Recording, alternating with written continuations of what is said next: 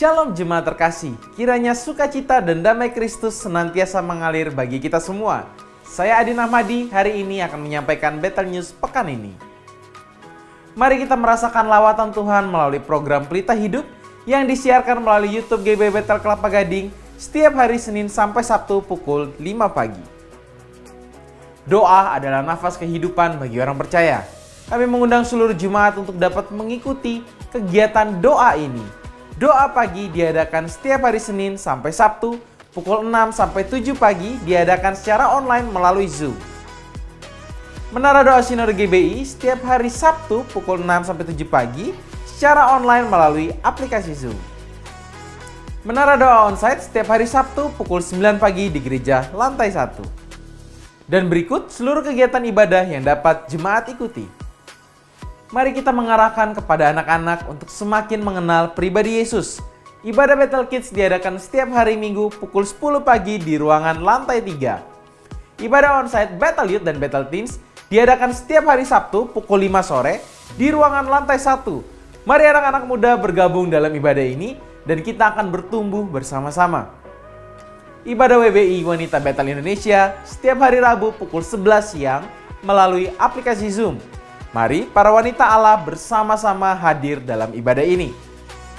Ibadah BSM Bethel Senior Ministry setiap hari Kamis kedua dan 4 tiap bulannya melalui aplikasi Zoom. Ibadah Raya GB Bethel Kelapa Gading Minggu 12 Maret 2023. Ibadah pukul 8 dan 10 pagi akan dilayani oleh hambanya Pendeta Joel Manalu dengan tema Hikmat dalam Kesesakan. Telah dibuka pendaftaran untuk baptisan air. Bagi jemaat yang tergerak untuk mengikuti baptisan air, dapat mendaftarkan diri dan mengikuti kelas SMK. Pendaftaran paling lambat pada 12 Maret 2023. Untuk info lebih lanjut dapat menghubungi nomor yang tertera sebagai berikut.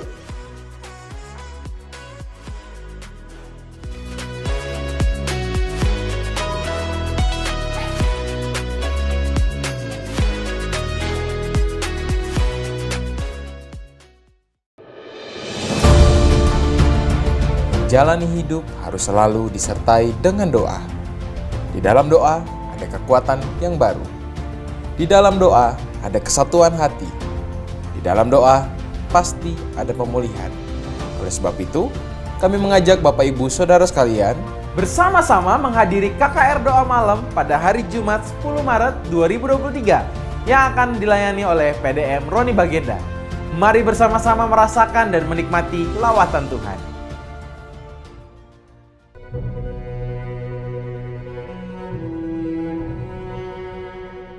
Galatia 6 ayat yang kedua. Bertolong-tolonganlah menanggung bebanmu. Demikianlah kamu memenuhi hukum Kristus. Shalom Bapak Ibu terkasih GB Bethel Kelapa Gading. Tiada terasa kita akan segera memasuki masa Prapaskah dalam menyambut hari Paskah dan hari Pentakosta 40 hari sejak kenaikan Tuhan Yesus. Kami dari pelayanan Diakonia akan melakukan pelayanan pemberian sembako pada tanggal 7 April 2023 bagi jemaat GBI Bethel Kelapa Gading, Pos PI, dan Harapan Indah, juga saudara-saudara kita yang membutuhkan.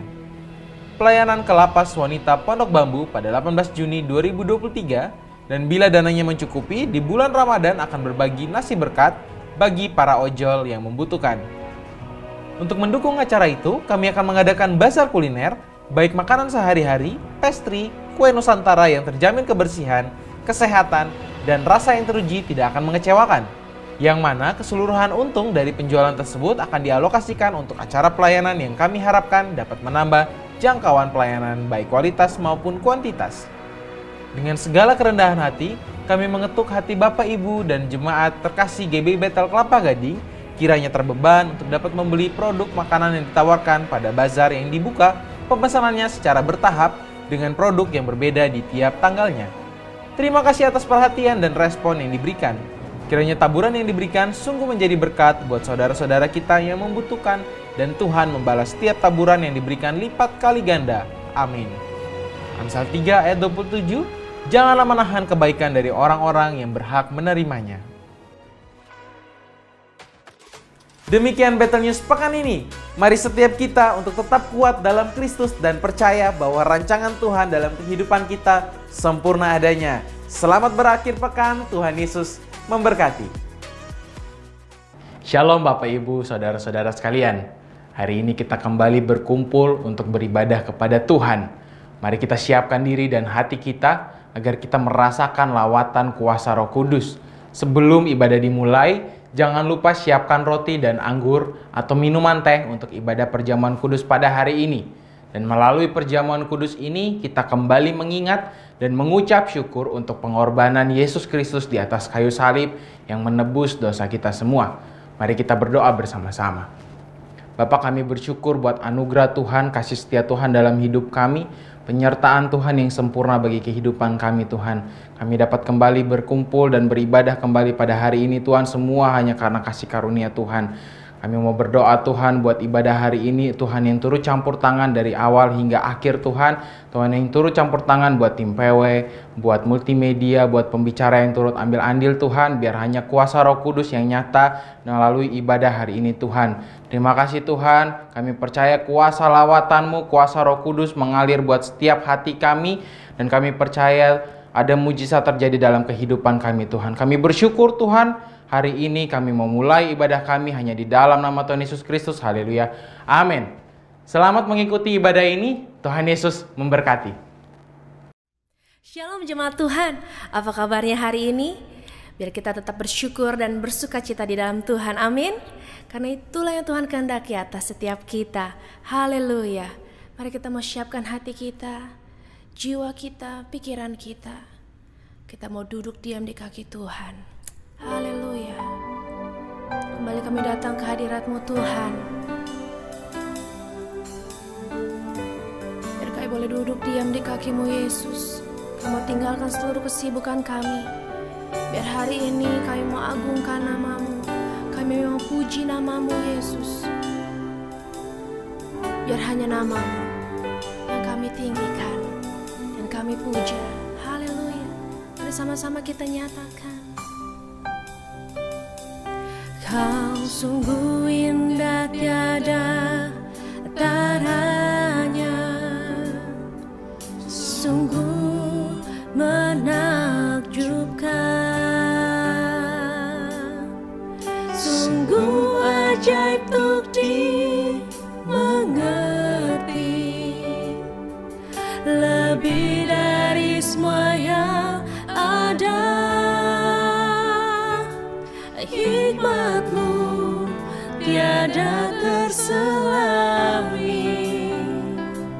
kasih-Mu dalam tak terduga. Kau sungguh indah tiada taranya, mulia dan berkuasa.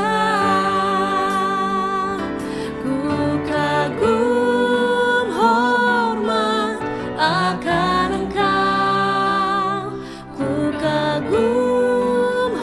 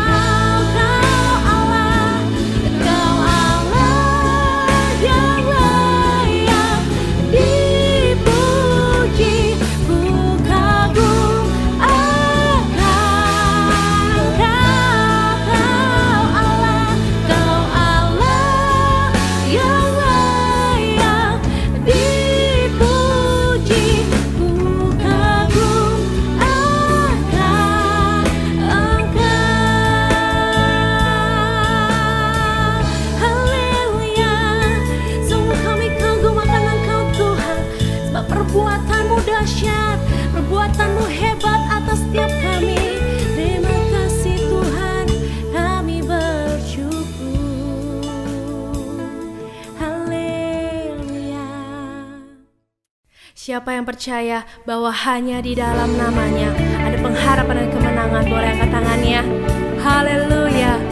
Jangan ragu dan tetap percaya bahwa Tuhan Allah kita ada bersama dengan kita. Amin. Yes, mari kita mau angkat pujian ini bersama-sama dengan penuh sukacita.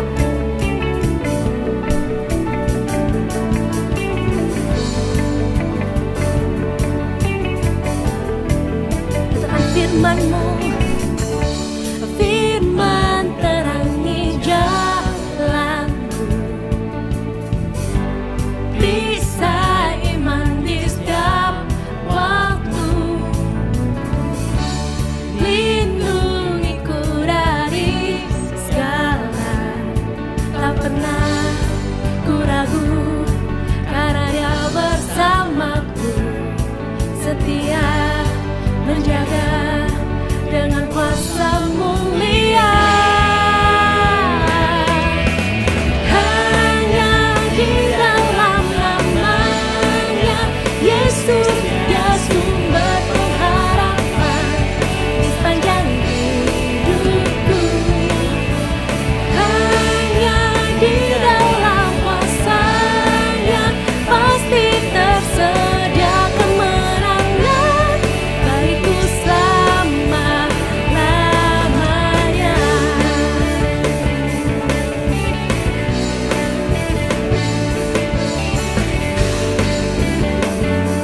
Kebenaran yang bebaskan,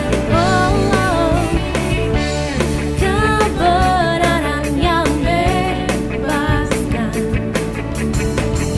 selalu berikanku kekuatan hadapi segala tantangan. Katakan tak pernah ku ragu. Yes, karena Dia bersamaku, setia menjaga dengan kuasa mulia. Hanya di dalam namanya Yesus, Dia sumber pengharapan di sepanjang hidupku. Hanya di dalam kuasa-Nya pasti tersedia kemenangan bagiku selama-lamanya. Sebab hanya di dalam namanya ada pengharapan, dan di dalam namanya ada kemenangan. Haleluya. Di dalam namanya ada pengharapan, dalam kuasa-Nya kemenangan. Sekali dikatakan dalam namanya ada pengharapan, dalam kuasa-Nya kemenangan. Hanya di dalam namanya Yesus, Dia sumber pengharapan di sepanjang hidupku. Hanya di dalam kuasa-Nya pasti tersedia kemenangan bagiku selamanya. Hanya di dalam namanya Yesus, Dia sumber pengharapan di sepanjang hidupku. Hanya di dalam kuasa-Nya pasti tersedia kemenangan bagiku selama-lamanya. Haleluya, kami percaya Tuhan. Yes.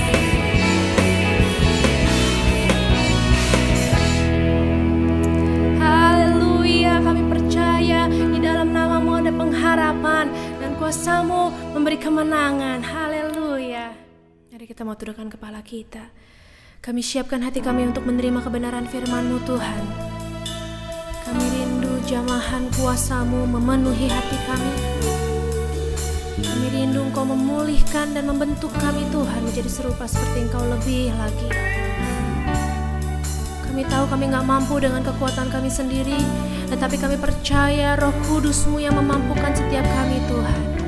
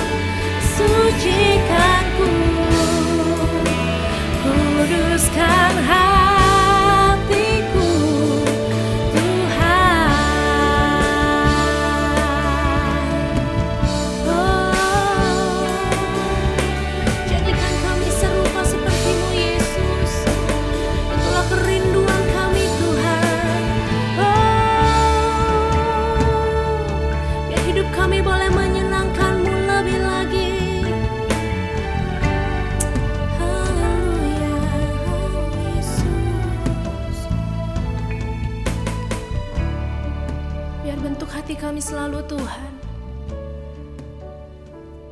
Ubah hati kami selalu Bapa.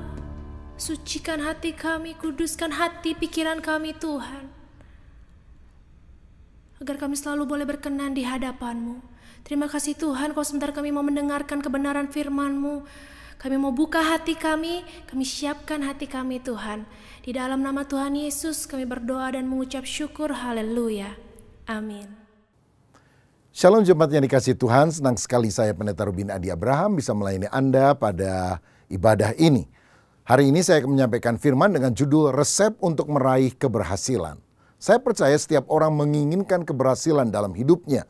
Dan percayalah bahwa Tuhan juga ingin membuat hidup saudara berhasil untuk kemuliaan namanya dan menjadi berkat, berdampak bagi banyak orang.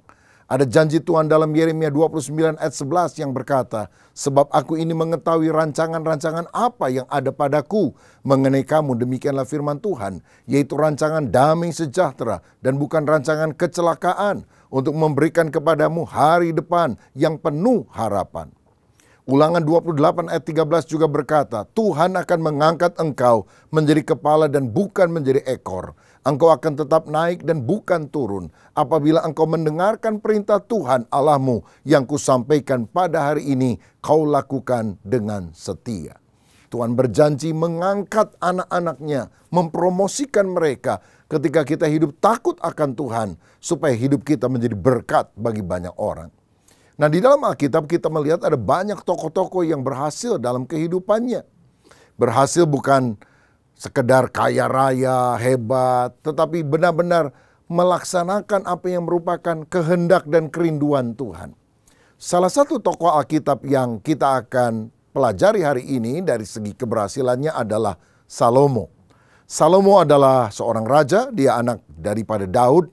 Salomo adalah raja yang terkaya, kerajaannya sangat mulia, dan dia sangat produktif. Dia menulis 1005 lagu, ada 3000 amsal, dan dia seorang yang sangat jenius.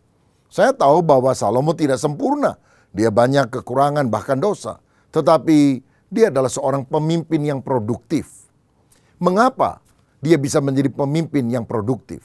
Saya melihat ada beberapa kunci keberhasilan atau beberapa resep untuk kita bisa hidup sukses seperti yang kita bisa teladani dari kehidupan Salomo.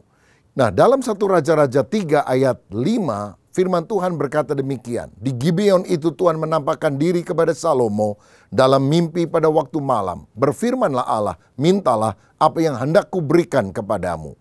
Ayat 9-13, maka berikanlah kepada hambamu ini hati yang faham menimbang perkara untuk menghakimi umatmu dengan dapat membedakan antara yang baik dan yang jahat. Sebab siapakah yang sanggup menghakimi umatmu yang sangat besar ini? Ayat 10, lalu adalah baik di mata Tuhan bahwa Salomo meminta hal yang demikian. Ayat 11, jadi berfirmanlah Allah kepadanya, oleh karena engkau telah meminta hal yang demikian dan tidak meminta umur panjang atau kekayaan atau nyawa musuhmu, melainkan pengertian untuk memutuskan hukum, maka sesungguhnya aku melakukan sesuai dengan permintaanmu itu. Sesungguhnya aku memberikan kepadamu hati yang penuh hikmat dan pengertian, sehingga sebelum engkau tidak ada seorang pun yang seperti engkau, dan sesudah engkau takkan bangkit seorang pun seperti engkau. Ayat 13, dan juga apa yang tidak kau minta aku berikan kepadamu, baik kekayaan maupun kemuliaan, sehingga sepanjang umurmu tak akan ada seorang pun seperti engkau di antara raja-raja. Saudara, saya melihat paling tidak ada 4 resep untuk meraih hidup yang berhasil. Yang pertama, untuk berhasil kita harus memiliki sasaran hidup yang jelas. Ketika Tuhan tanya, apa yang kamu minta? Salomo mengutarakan apa yang merupakan keinginannya. Dia tahu apa yang dia mau. Dia tidak bilang terserah Tuhan deh. Tapi dia bilang, beri aku hikmat, wisdom. Saudara, berarti Salomo adalah orang yang mengejar hikmat sebagai fokus atau tujuan hidupnya. Itulah sasaran yang dia upayakan seumur hidupnya. Tuhan Yesus di kemudian hari pernah mengutip peristiwa ini di dalam Matius 12 ayat 42, di mana Raja Sheba dari Selatan itu membawa 120 talenta emas atau lebih kurang 50 miliar rupiah. Hanya untuk mendengar hikmat Salomo. Karena Salomo itu punya keunggulan di dalam wisdom, di dalam hikmat untuk memutuskan banyak perkara. Banyak orang tidak berhasil dalam kehidupannya karena dia tidak tahu sasaran hidupnya dengan jelas. Dia tidak memperjuangkan dengan sekuat tenaga. Dia nggak ngerti hidupnya buat apa. Hidup hanya ngeflow, mengalir saja, ya ikuti arus. Bayangkan kalau saudara naik sebuah bus dan setelah 1 jam kita tanya sama supirnya, "Pak, bus ini mau kemana?" Loh, kata si supir bus, "Sampean mau kemana? Udah sejam kok baru nanya." "Aduh, saya lagi stres, Pak. Saya nggak tahu saya mau kemana, jadi ikut bus ini saja." Lalu si supirnya bilang, "Waduh, sama saya. Saya juga lagi stres. Jadi saya lagi ngemudikan bus ini. Tapi saya rasa baru 5 menit lalu kita lewat lagi ke terminal dari mana kita tadi berangkat." Bayangkan sudah 1 jam, boros waktu, boros bensin, boros tenaga, nggak pergi kemana-mana. Karena tidak ada sasaran dalam kehidupan ini. Ayo kita luangkan waktu untuk memikirkan tujuan utama hidup kita apa. Sebelum kita berusaha mengejar, kita harus tahu kemana kita akan pergi. Apa yang akan saudara alami, apa yang ingin saudara raih dalam 10 tahun yang akan datang. 20 tahun yang akan datang, 30 tahun yang akan datang. Kalau Tuhan masih memberikan umur panjang kepada kita, kita akan jadi seperti apa setelah waktu yang tadi saya sebutkan. Coba pikirkan apa yang Anda akan lakukan jika hal itu mustahil gagal. Kalau saudara yakin ini bisa terjadi, kejar impianmu, kejar sasaranmu. Saya percaya ini adalah api yang akan membakar kita untuk sampai pada tujuan keberhasilan. Saudara juga perlu mencatat dan membuat planning, perencanaan untuk mencapai hal tersebut. Bagaimana strateginya? Ada ungkapan berkata, "If you fail to plan, you plan to fail." Jika saudara gagal membuat rencana, engkau merencanakan kegagalan bagi dirimu sendiri. Saya kadang tanya kepada mahasiswa yang akan segera lulus, "Kamu kalau sudah lulus kuliah, mau kerja apa?" Mereka bilang apa? "Aduh Pak, saya belum ada pikiran tuh. Untuk lulus aja udah syukur, udahlah nanti aja setelah lulus saya baru pikir." Saudara nggak jelas. Sehingga ada insinyur lalu jualan bakpao. Ya nggak salah sih jualan bakpaonya. Tapi kalau memang cuma mau jualan bakpao, ngapain saudara belajar lama-lama jadi insinyur? Harus tentukan dulu sasarannya. Baru pendidikan sekolah itu hanyalah memperlengkapi diri kita untuk kita mencapai sasaran itu. Jangan pokoknya sekolah, padahal tujuannya berbeda. Lalu isi percakapan saudara dengan kata-kata iman tentang impian. Terus perkatakan. Itu akan membuat kita bergairah. Itu akan membuat kita semangat. Api itu akan berkobar dalam hati kita untuk meraih apa yang kita rindukan. Saudara sekalian, ada 4 tipe orang yang gagal. Yang pertama, orang yang gagal adalah orang yang tidak bisa mengambil keputusan. Yang kedua, orang yang gagal adalah orang yang tidak mau belajar. Yang ketiga, orang yang gagal adalah orang yang tidak bergairah, tidak ada semangat. Dan yang keempat, orang yang gagal adalah orang yang tidak fokus. Kalau kita fokus, tahu sasaran, dan kemudian mengucapkannya berkali-kali dengan iman, itu memberi energi. Karena kita ingin memfokuskan seluruh kemampuan kita pada kata-kata yang kita ucapkan tertentu. Saya teringat dari seorang berkulit hitam di Amerika Serikat yang ingin memperjuangkan kesamaan antara kulit hitam dan kulit putih. Dan berkali-kali dalam pidatonya dimanapun dia berada, dia selalu berkata, "I have a dream." Aku punya sebuah mimpi bahwa satu kali orang berkulit hitam harus punya kedudukan yang sama, sederajat dengan orang berkulit putih. Nama orang ini adalah Martin Luther King Jr. Dan apa yang dia perjuangkan dengan segenap hati karena dia tahu sasarannya, itu menjadi kenyataan. Bahkan kalau di kemudian hari Amerika punya presiden berkulit hitam seperti Barack Obama itu karena jasa perjuangan dari Martin Luther King Jr. Ketahui sasaran dalam hidup saudara. Kejar itu dengan sekuat tenaga. John Kennedy, Presiden Amerika Serikat pada tahun 1960-an, pernah berkata, sebelum dasawarsa ini berakhir, kita harus bisa mendaratkan manusia pertama di bulan. Dan mereka mencoba berkali-kali dengan biaya yang tidak murah, saudara, mahal sekali. Tapi tahun 1969 dengan Apollo 11, untuk pertama kalinya Edwin Aldrin dan Neil Armstrong menjadi orang yang menjejakkan kaki di bulan dengan Apollo 11. Kalau saudara mau berhasil, walaupun tampaknya sulit, terlalu besar, kejarlah cita-citamu. Fokuskan pada sasaranmu. Kalau engkau melibatkan Tuhan, bagi Tuhan tidak ada yang mustahil. Juga tidak ada yang mustahil bagi orang yang percaya. Yang kedua, apa resep yang kita harus ketahui supaya kita bisa berhasil?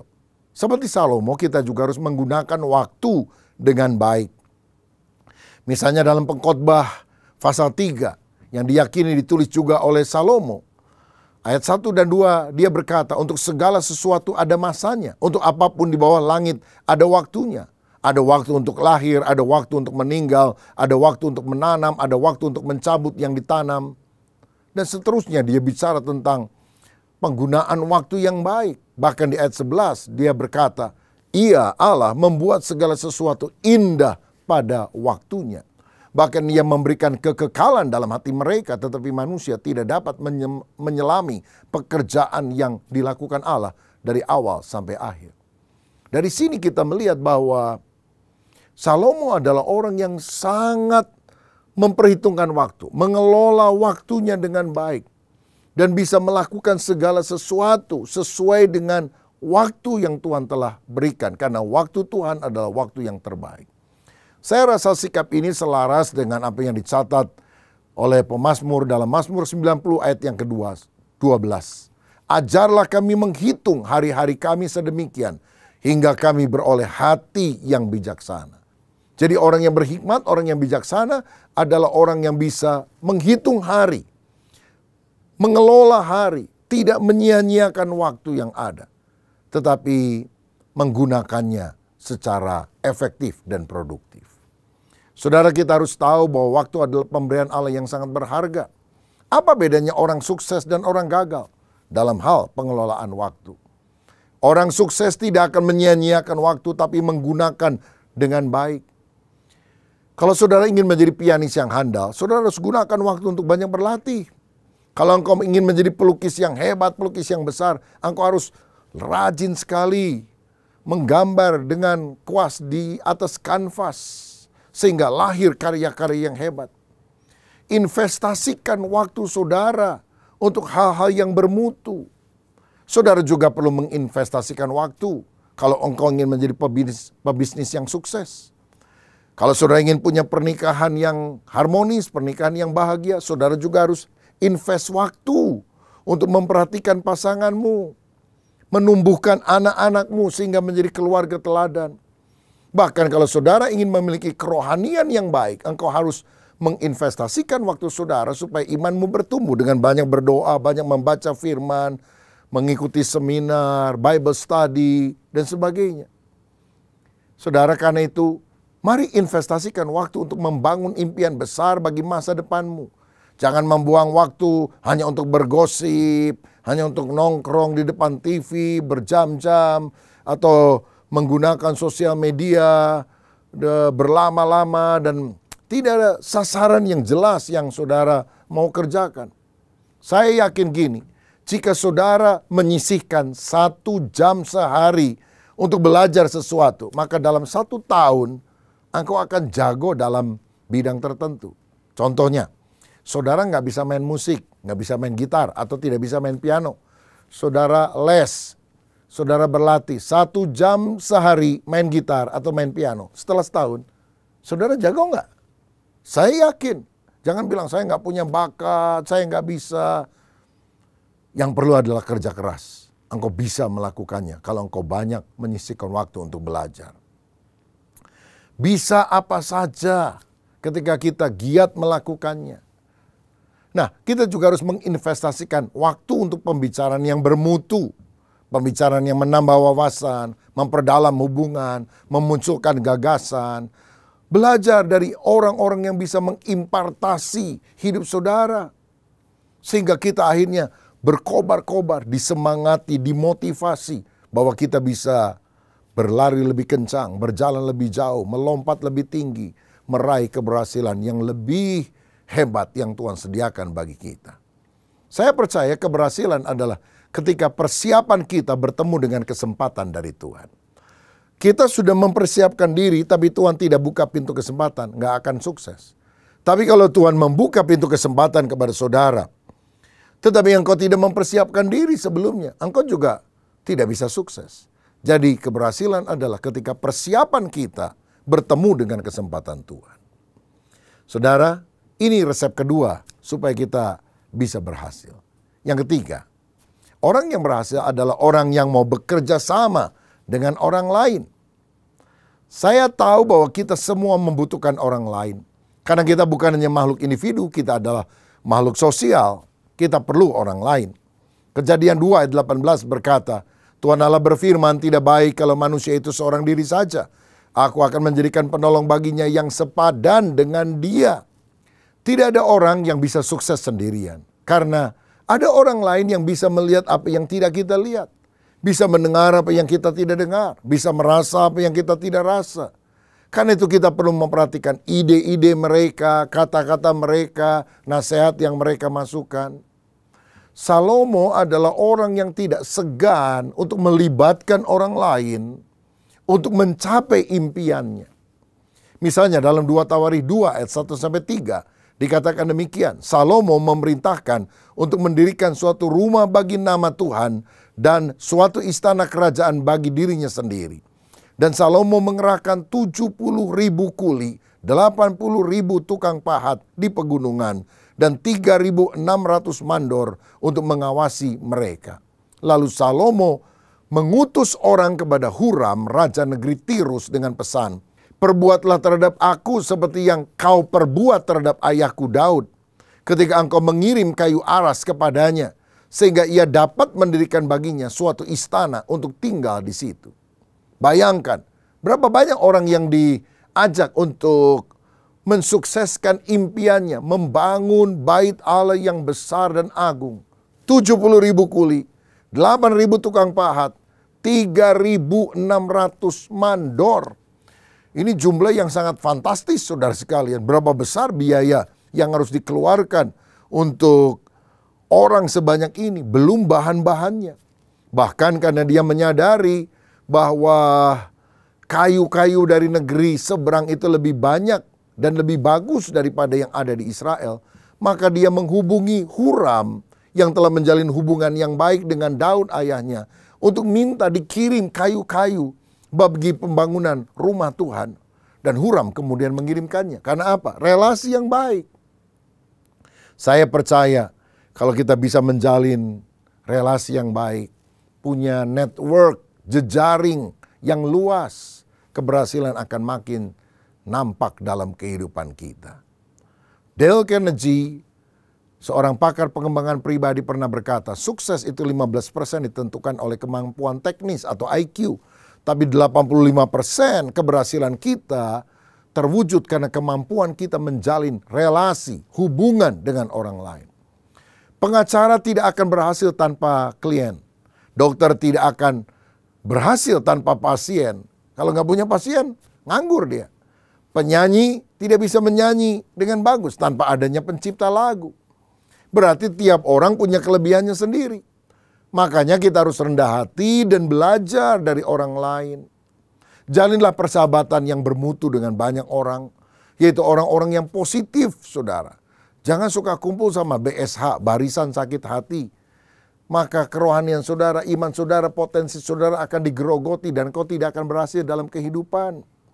Ayo bergaul dengan orang-orang yang bermutu, orang positif, orang-orang yang punya self-starter dalam dirinya untuk terus maju. Dan saya juga yakin bahwa keterampilan untuk menjalin hubungan ini bisa dipelajari. Ini adalah seni yang kita bisa kembangkan. Misalnya, jangan suka melihat kelemahan orang lain, tapi lihat kelebihannya. Jangan cuma lihat orang negatif aja terus, tapi positifnya apa. Itu adalah kemampuan untuk kita bisa jalin relasi yang lebih luas. Belajarlah memuji orang lain dengan tulus. Buat mereka merasa dirinya penting. Karena kita menyapa namanya.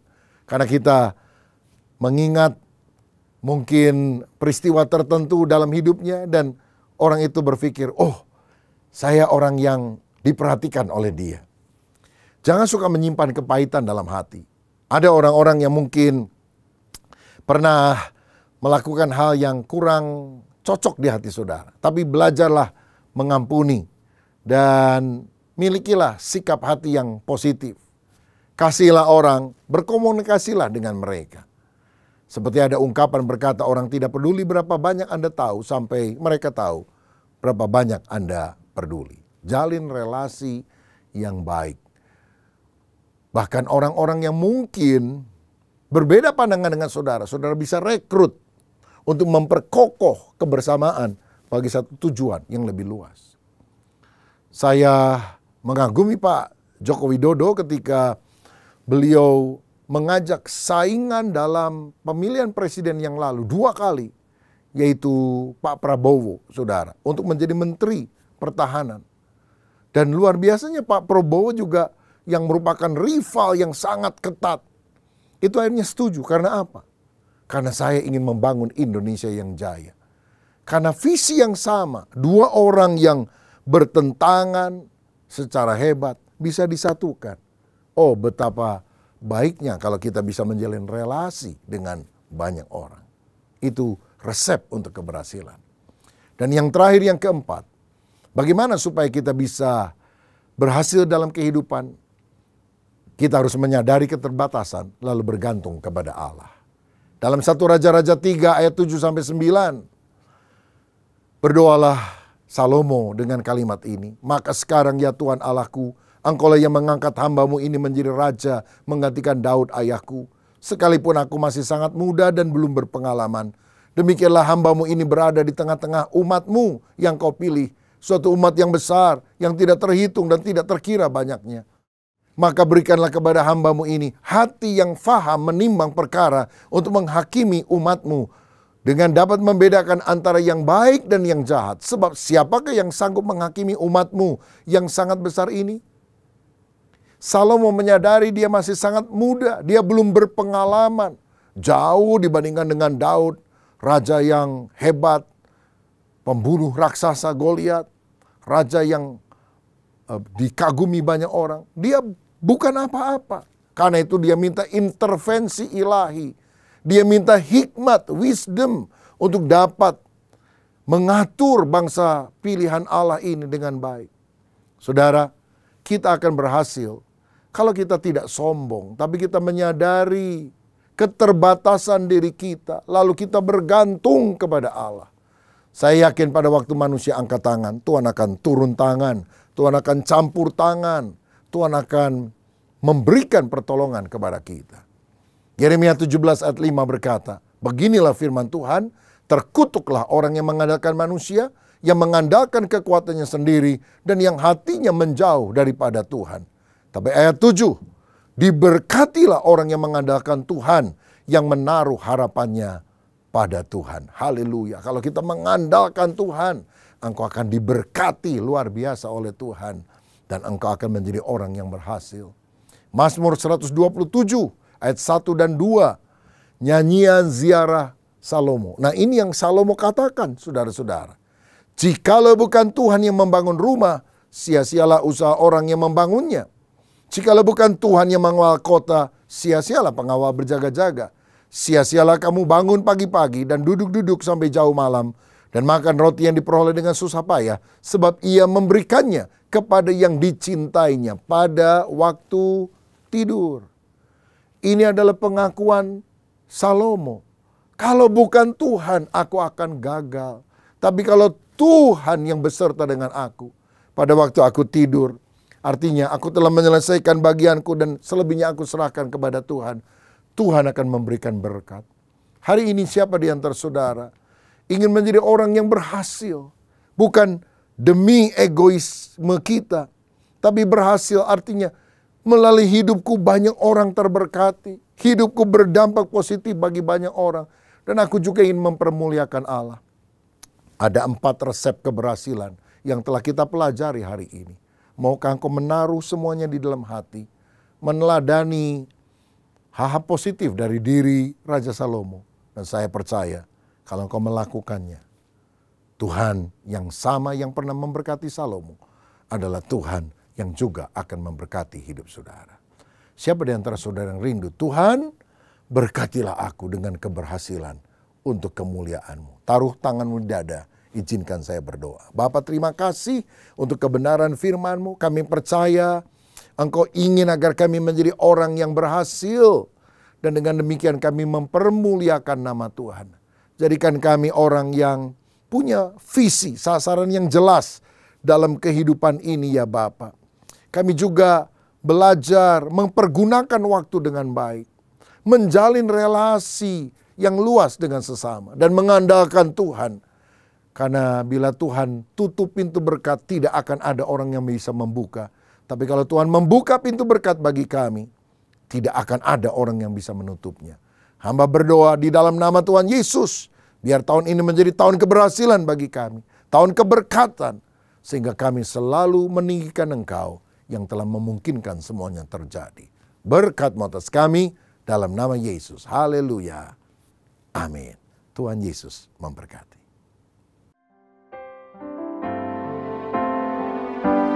Ku yakin saat Kau berfirman, ku menang saat Kau bertindak. Hidupku hanya ditentukan oleh perkataan-Mu. Amin. Ku aman karena Kau menjaga. Ku kuat karena Kau menopang. Hidupku hanya ditentukan oleh kuasa-Mu. Amin. Bagi Tuhan tak ada yang mustahil. Bagi Tuhan tak ada yang tak mungkin. Mujizatnya disediakan bagiku. Ku diangkat dan dipulihkannya. Saudara sekalian, saat ini kita akan menerima perjamuan kudus. Alkitab berkata, sebab apa yang telah kuteruskan kepadamu telah aku terima dari Tuhan. Yaitu bahwa Tuhan Yesus pada malam waktu ia diserahkan, mengambil roti dan sesudah itu ia mengucap syukur atasnya. Ia memecah-mecahkannya dan berkata, inilah tubuhku yang diserahkan bagi kamu. Perbuatlah ini menjadi peringatan akan aku. Mari kita siapkan roti di tangan kanan kita. Apakah saudara percaya roti yang diberkati ini ada persekutuan dengan tubuh Tuhan Yesus yang telah dipecah-pecahkan karena dosa-dosa kita? Amin. Mari kita makan dalam nama Tuhan Yesus Kristus.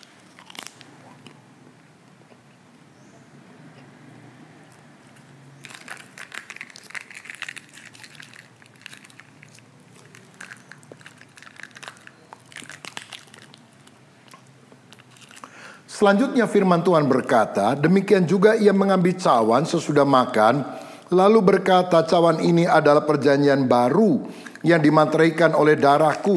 Perbuatlah ini setiap kali kamu meminumnya menjadi peringatan akan aku. Sebab setiap kali kamu makan roti ini dan minum cawan ini, kamu memberitakan kematian Tuhan sampai ia datang.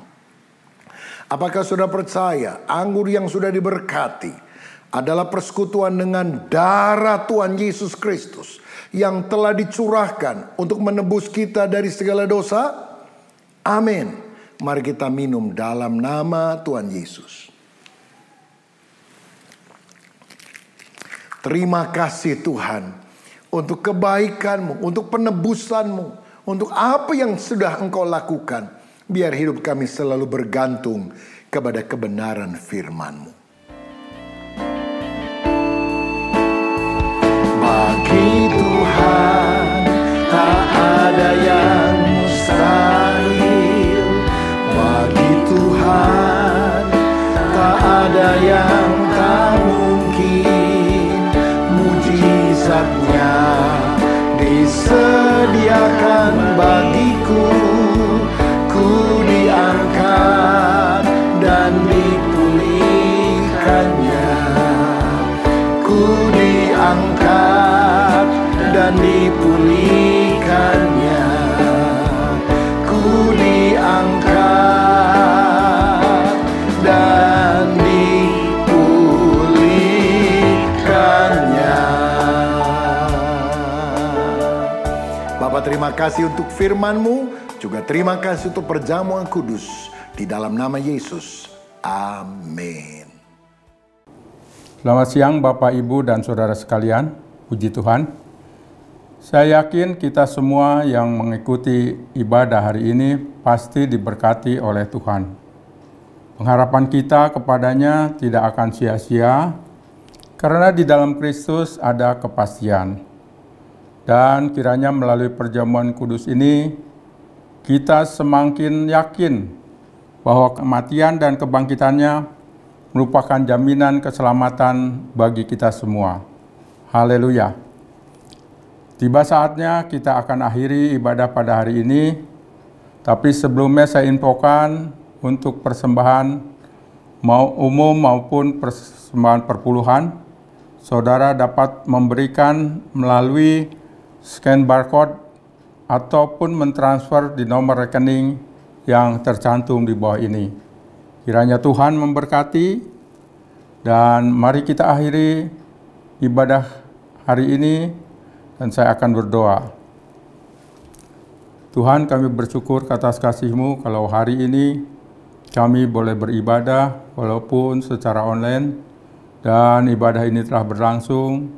Kami telah menerima firman-Mu dan kami menerimanya dengan penuh kasih-Mu ya Tuhan, karena kami percaya Engkau akan memeliharakan kami di dalam kehidupan kami saat ini Tuhan.